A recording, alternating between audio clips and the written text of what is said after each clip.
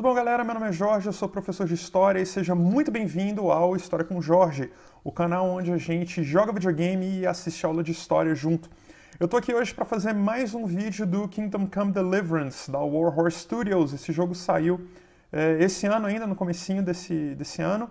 É um jogaço, se pretende bastante realista na medida do possível, então com relação a vestimentas, alimentação, armas, a necessidade que você tem de afiar sua própria espada, de comer, enfim, uma série de coisas. Vale muito a pena jogar, não só pra galera que curte história, mas pra quem gosta de um bom RPG de mundo aberto e que tá um pouco cansado daquela linha de jogos onde tudo tem um ícone clicável, um tutorial, tal.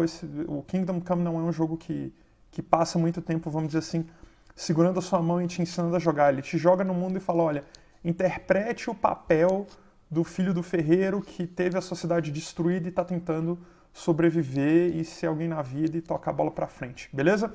O episódio de hoje, enfim, é sobre a leitura na Idade Média, essa relação de leitura, livros, o que se estuda, como é que se aprende a ler, qual a função do latim, enfim, uma série de coisas. Aí eu vou discutindo isso numa missão que eu peguei aqui onde o Henry tem que aprender a ler e a gente vai nessa jornada junto com ele. Para poder facilitar, eu coloquei legendas na parte de baixo da tela para poder ir falando e vocês irem acompanhando o que está rolando ao mesmo tempo, senão o vídeo ia ficar longo demais. Tranquilinho? Então, se segura aí na cadeira, galera. Partiu aula de história. Eu já falei besteira. Vamos tentar de novo? Então tá. Se segura aí na cadeira, aperta o seu cinto e partiu aula de história, galera. Falou!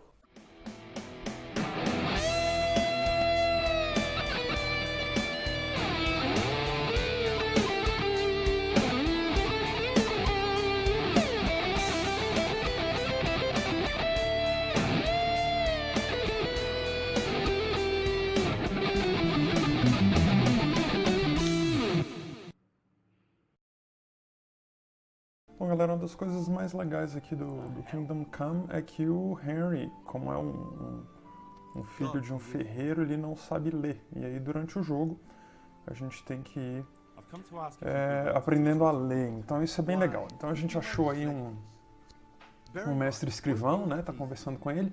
Aí, na cena, a gente tá vendo um leitoril, que é aquele lugar onde ele tá apoiando papel. O leitoril junto com a estante para livros vai aparecer mais ou menos por volta do século XIV, né? Então, enquanto eles vão batendo papo aí, eu botei as legendas, porque, enfim, eu tô falando ao mesmo tempo que os personagens, então eu legendei o diálogo todo. E os livros nesse período, ao contrário do que a gente pensa, ainda não são feitos de papel. O papel vai aparecer na Espanha e na Itália no século XIII, mas é bem pouco difundido, ele só vai, vamos dizer assim, o papel é uma invenção que só vai bombar mesmo com o surgimento da imprensa, o Gutenberg, mais na frente. Aqui nesse período a gente está falando de livros que são feitos em velino. Velino é a pele da vitela, ou do carneiro, do bezerro e de outros filhotes de bichos aí. Esses livros são bem legais porque é o que restou vamos dizer assim, da antiguidade clássica, né? São aquelas cópias feitas nos mosteiros, aquele papo todo. Então, esses livros vão praticamente desaparecer com a queda de Roma, né? Eles voltam à voga, assim, voltam a ficar muito populares por causa do Carlos Magno, lá no final do século VIII, tem aquele papo todo do Renascimento Carolíngio. Só um negócio legal aí, ó, a gente está aprendendo a ler, então, repara no vídeo, tem várias palavras que estão com a ordem das letras trocadas, porque o Henry não sabe ler ainda. Enfim, as bibliotecas vão voltar com Carlos Magno no Renascimento Carolíngio e tal, e elas vão ficar sempre dentro de catedrais e de abadias. E as maiores bibliotecas, sei lá, por volta do século X talvez, vão ter alguma coisa de 200, 400 muito grandes, com 500 cópias de uma determinada obra. Perdão, 500 obras diferentes, né? São sempre cópias. Essas bibliotecas vão fazer, além da cópia, né, como os copistas fazem também empréstimo, doação, livro por encomenda, tudo mais. E tem uma coisa bem legal aí que os livros ficam guardados em arcas e em armários, sendo que os mais raros, inclusive, vão ser presos às mesas, e eles costumam ter inscrições e anátemas contra o roubo, contra dano, tal, uma porrada de coisa. Enquanto eles vão falando aí, o cara está especialmente falando em latim agora, né, a necessidade de estudar latim, porque é a língua dos homens eruditos e religiosos e tudo mais. Os medievos estudavam, vamos dizer assim, de dois grandes grupos de conhecimento. O primeiro deles é o Trivium, que ele tem a ver com gramática do latim, retórica e dialética, então você estuda essas três disciplinas. O outro é o Quadrivium, onde os caras vão estudar, deixa eu lembrar aqui, aritmética, geometria, astronomia e música. Então as coisas ficam blocadas mais ou menos desse jeito. Voltando um pouquinho para a história do papel na Europa, enquanto a gente vai estudando latim, eu estava falando lá atrás, no começo, do papel na Espanha e na Itália por volta do século XIII. Isso tem a ver com um grupo que a gente vai chamar de moçárabes, que são cristãos na Península Ibérica sob domínio árabe. E esse papel vai ser feito de cannabis e linho, né, no sul da Espanha. Acho que o primeiro registro é um pouquinho depois do ano 1000, assim, então século XI.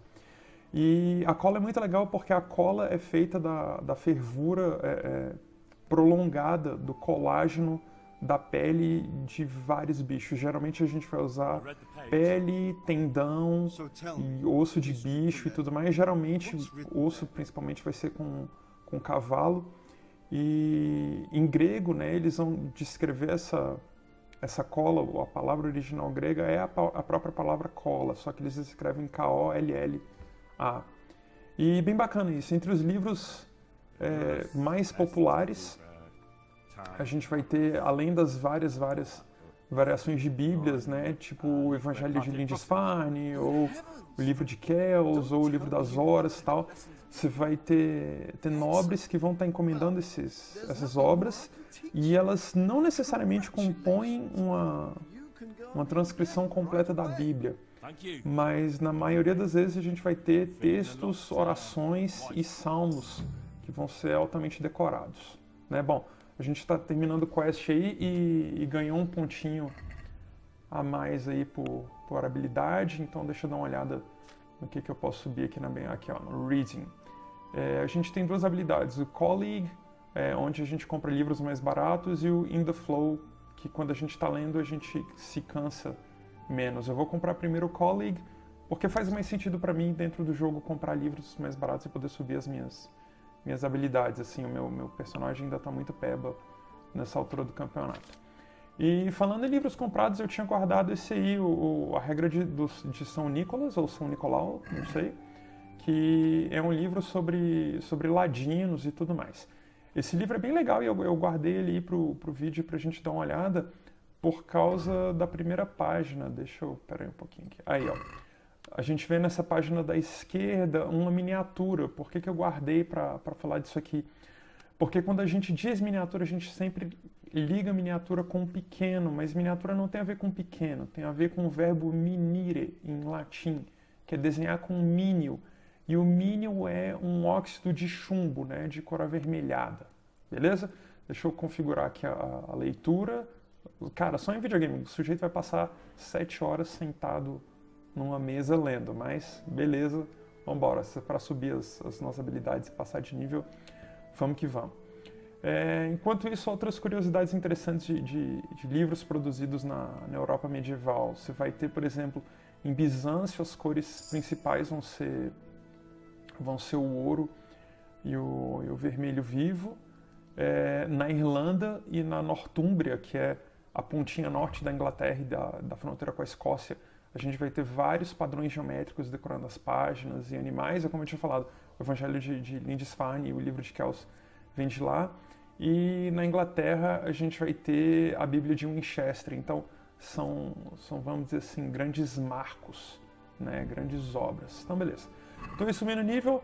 Vou dar um corte aqui para poder passar uma outra ceninha sobre um padre. Eu queria passar essa cena na íntegra e depois comentar e a gente partir para o fecho. Beleza? Até já. Sir, I've been to Uzhitz, and the parish priest there is very odd indeed. He's very handy with a sword. Do you know anything about him, sir? Godwin? Aye, an intriguing fellow. He's the youngest son of one of the lords of Kuttenberg. He was sent to the university to become a priest, as is customary with the youngest son. But he didn't much care for it. So when he finished studying, instead of taking up his parish, he went roaming. I imagine he had a pretty adventurous life. And then one day he came back and settled down. Hanush would know more about him. Bom, a ceninha que a gente acabou de ver é do Henry com o Sir Radzig, conversando sobre um padre, que é o padre de Ushitz. E eu adoro essa cena porque ela mostra pra gente o cuidado que os caras da Warhorse, que é o estúdio que desenvolveu o Kingdom Come, têm com a pesquisa histórica e como eles colocam isso de uma maneira muito sutil na boca dos personagens que você vai encontrando ao longo do jogo. O que o Sir Radzig está falando aí não é nada mais do que um costume medieval bastante tradicional entre os nobres, que é mandar o primeiro filho geralmente para continuar no cargo do pai quando chegar o momento certo. Às vezes o segundo filho vai seguir essa linha também por causa do risco de morte, combates e tudo mais, mas os filhos mais novos, homens, né, e mulheres especialmente, geralmente vão ser enviados para a vida monástica. Isso faz a gente perceber que logo vai surgir uma rede de poder, de prestígio, de influência tal, aquela questão de suzerania e vassalagem, né? Aquela teia, onde você vai ter poder político e poder religioso se misturando, enfim, poder econômico tal, aquilo vai virando um rolo gigantesco, porque vamos supor que morre aí, morrem os mais velhos, a terra fica na mão do mais novo, que às vezes vai largar a batina para poder assumir, ou vai tentar fazer uma doação direta daquele feudo para a igreja, enfim, coisas incríveis vão acontecer nesse jogo de sucessão aí. E já que eu estava falando aqui de um padre, né, que é o de Ushitz, e num episódio que foi dedicado à leitura, à escrita, estudos na Idade Média, não podia deixar de fora o Nome da Rosa, né, o livro do Umberto Eco, que virou um filme sensacional também na mão do Arnaud, como é que é o nome dele, meu Deus? Jean-Jacques Arnaud. E é um filme que tem o Sean Connery, o Christian Slater e o F. Murray Abraham, ele é de meados dos anos 80, um filme, cara, excelente, tem 2 horas em um cabelinho aí, 2 horas e 5, 2 horas e 6, talvez. Se passa dentro de um mosteiro e ele gira todinho em torno de livros, né? Não posso dizer mais que isso para não dar spoiler para ninguém. Então, se você ainda não leu, leia, se você ainda não viu, assista. E convém lembrar que a primeiríssima cena, quando você começa a assistir o filme, o Arnaud coloca na tela assim, o filme que você está prestes a ver é um palimpsesto da obra de Umberto Eco. O que ele quer dizer com a história do palimpsesto? A expressão que a gente usa para dizer que você tem um pergaminho que foi raspado e que foi colocado um novo texto nele. Então o Arnaud, com uma frase só, cara, ele consegue de uma maneira muito elegante dizer o seguinte, olha, eu entendo que eu estou fazendo um filme em cima de um livro, mas, por favor, lembrem-se que são 2 mídias diferentes, com 2 linguagens diferentes, formatos diferentes, enfim. Então, não se prendam tanto assim ao original. Essa obra aqui é diferente. Essa é a coisa 1. E a coisa 2 é o conhecimento que esse cara tem de Idade Média, na hora de montar o roteiro, enfim, de soltar uma referência dessa assim com elegância desse tamanho para poder abordar esse tema. Beleza? Então, fica o recado para todo mundo que às vezes fica doído aí das diferenças do livro com o filme e tudo mais. Lembra da história do palimpsesto aí e seja mais feliz, enfim, durma melhor depois dessa. Beleza? Eu vou ficando por aqui, então. Um abraço para todo mundo aí. Se você gostou desse vídeo, deixa aí o seu like, enfim, compartilha, se inscreve no canal, ajuda aí a crescer, vou continuar produzindo conteúdos aí, jogando videogame e curtindo cinema, música, enfim. Você pode se inscrever no canal clicando aqui do lado e você pode clicar desse lado aqui da tela para assistir mais uns vídeos de Kingdom Come e outras coisas bacanas, beleza? Se cuida aí, galera. Meu nome é Jorge, sou professor de História, racha de estudar e até mais.